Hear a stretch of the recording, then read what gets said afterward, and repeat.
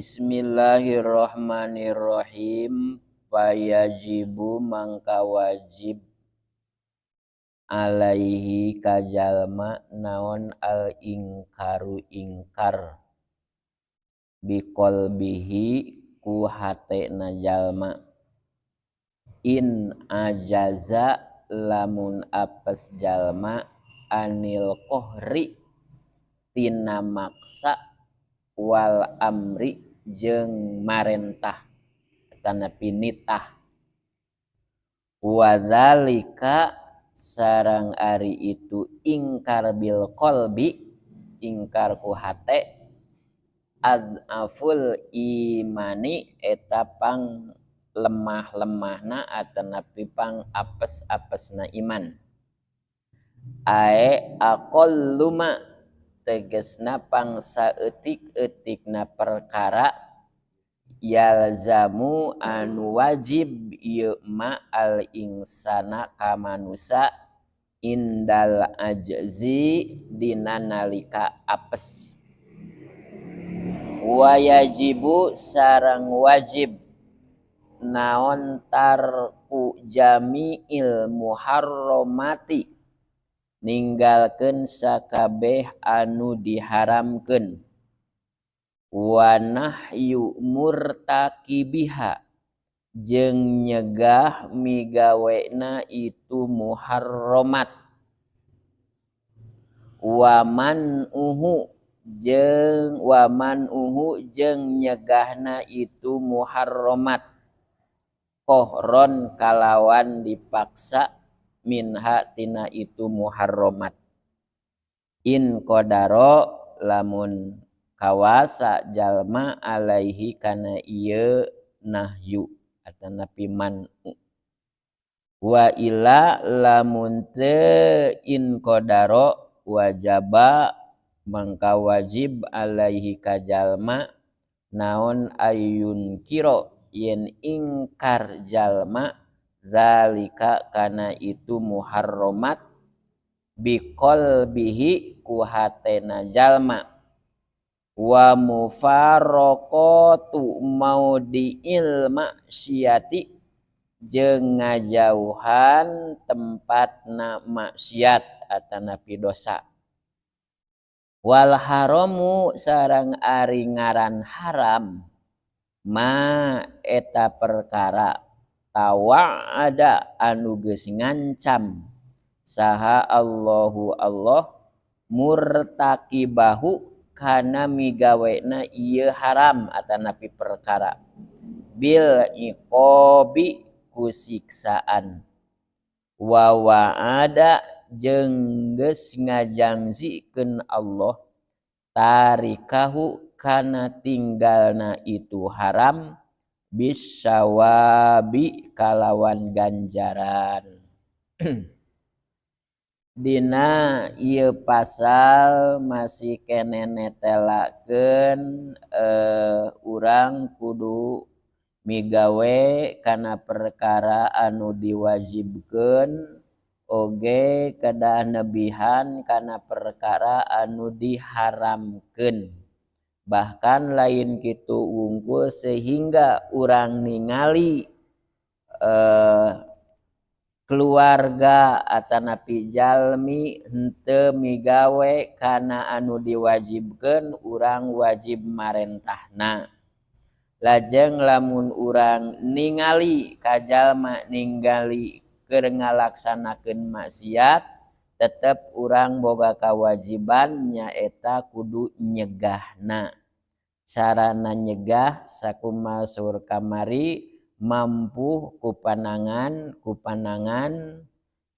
teu mampu ku panangan ku lisan dicarek teu mampu ku lisan mangka ku hate maka saur di dieu payajibu alaihi wajib ka jalma naon al ingkaru ingkar itunya biqalbihi ku hatena eta jalma lamun eta teh mabok we atanapi ngadu hayam itunya wajib keur urang teh kudu ingkar ku hate lamun teu mampu ku lisan atanapi ku panangan mah gitu. In ajaja anil kohri wal amri, lamun urang apes tina maksa sareng marentah nya dipaksa-paksa oge lamun urang dicaritakeun ku urang metak malikan ka urang, metak jadi mamala ka urang kantong kan tenan ku pandangan langsung dikepret atanapi langkung digiwing gitu nya.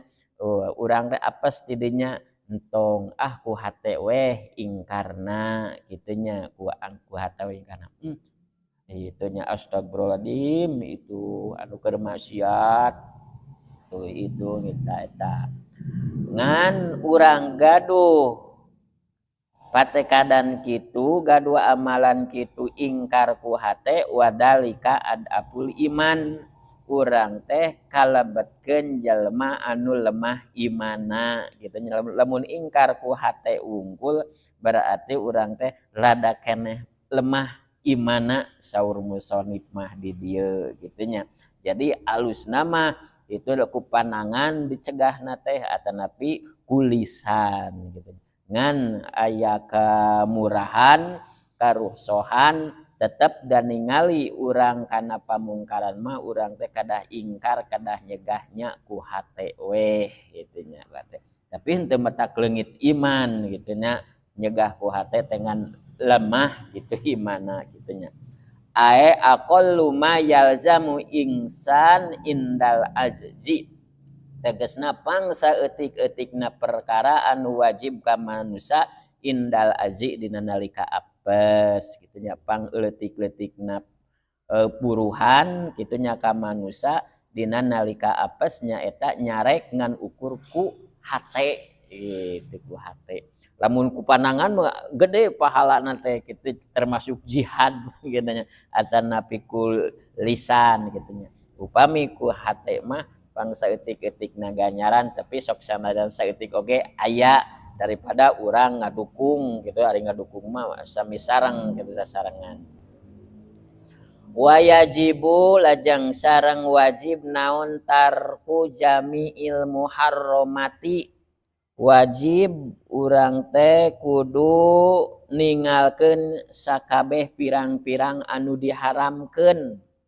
Nu diharamkeun ku Allah wajib dikantunkeun seperti mana di dieu mah ka uqukil walidaini nganyenyeri ka indung bapa eta kedah ditebihan kitu nya, nganyenyeri ku bahasa nganyenyeri ku tingkah atanapi termasuk nganyenyeri milaraan ku harta oge termasuk nganyenyeri saumpama kan ibu rama mah teu gaduhun daging gitu nah teu mencit hayam gitu urang terangeun mencit hayam ku urang teh dipasihan tak bisa termasuk kana uqukul waliden nyaeta ku ngalanggungan harta gitu nya. Anu utami nama bahkan samemeh urang teh sepuh heula di mana-mana mencit hayam teh kitu nya mencit hayam ka uqukul waliden.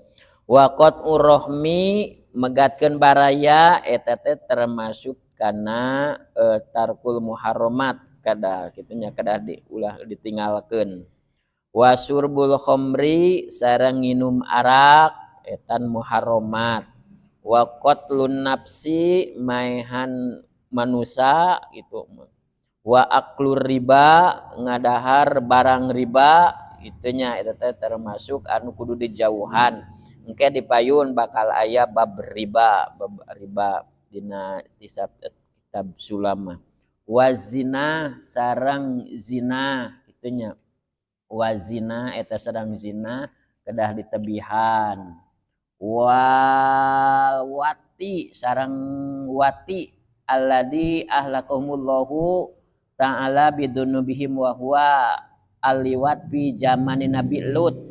Ngawati gitu nya naon sakumaha cek teu payun naon ngaranna teh ngedol ngadubling gitu ngadubling gitu nya make liang anu tukang gitu nya eta kedah ditebihan gitu eta ayana di zaman kaum Nabi Lut alaihissalam sareng anu sanes-sanesna deui gitu nya tarku jami'il muharramati. wa nahyu murtakibiha wa man'uhu kohron. Lajang urang teh kudu bisa nyegah itu kanu ngalakonanana ka eta muharramat wa manuhu nyarekna ka jalma nu muharramat. Lamun aya jalmi nganyeri ka indung bapa maka urang kudu bisa menerkeun, kudu bisa nyegahna gitunya. Lamun aya jalma saumpamakan megatkeun silaturahmi mangka urang kudu bisa menerkeun. Itu aya kewajiban ke urang upami terang mah gitunya, terang mah. Tapi sakumaha syarat cek tadi we gitu in qadaro lamun mampu ari kira-kira matak nimbulkeun masalah sareng urang anu pahara mah entong we gitunya entong. Minha in qadaro wa illa wajaba alaihi ayungkaro dalika biqalbihi tuh gitunya. Jadi lamun teu mampu mah cekap we sakumaha cek tadi ingkar ku hatena. Lajang wa mufaraqatu maudhi'il maksiati urang teh kedah ngajauhan tempat dosa, tempat maksiat.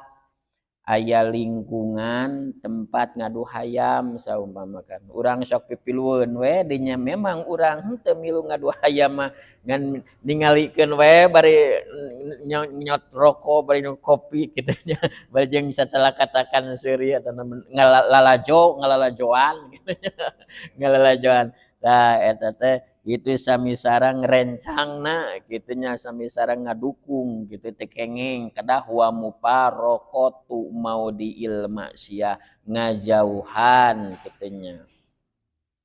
Wal haramu sareng ari ngaran haram naon ari ngaran haram teh wajib mah atos kamari gitunya ari ngaran wajib teh ma wa'adallahu fa'ilahu bisawab wa tawa'ada tarokahu bil iqab. Perkara anu geus dijanjikeun ku Allah di mana-mana dilakonan diganjar, di mana-mana ditinggal disiksa.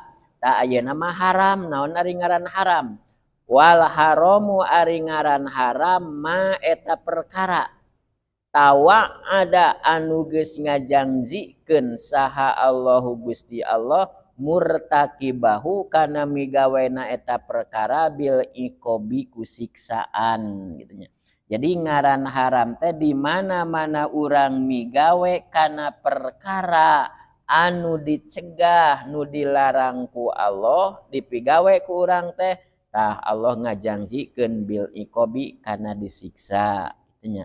Ayeuna nganyeri ka indung bapa bakal datang siksaanana megatkeun silaturahmi eta bakal datang siksaanana gitu. Wa wa'ada jeung ngajanjikeun Allah tarikahu kana tinggalna itu haram bisawabi ku ganjaran. Jadi lamun urang ningalkeun kana barang anu haram mangka datang ti Allah bisawabi ganjaran. Itunya. Jadi samulihna tina anu wajib. Wajib mah dilakonan diganjar, ditinggal, disiksa.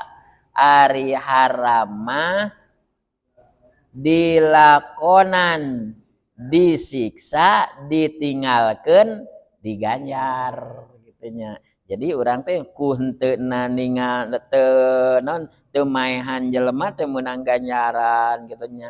Teu nyeri indung bapa meunang ganjaran, teu megatkeun silaturahmi meunang ganjaran sawangsulngan lamun maehan megatkeun tah urang meunang genjeran gitu samulihna tina wajib.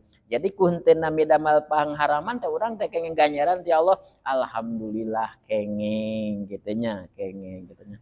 Urang teh lalajo nu ningali hayam batur marame abring-abringan henteu urang takunteuna meunang pahala. Batur mah sibuk wah dina poenan lebaran teh mararabok kitu nya bubungan urang mah teu kitu nya takunteuna eta urang mah meunang ganjaran batur mah nu ngeunahan meunang siksaan kitu nya. Shadaqallahul adzim.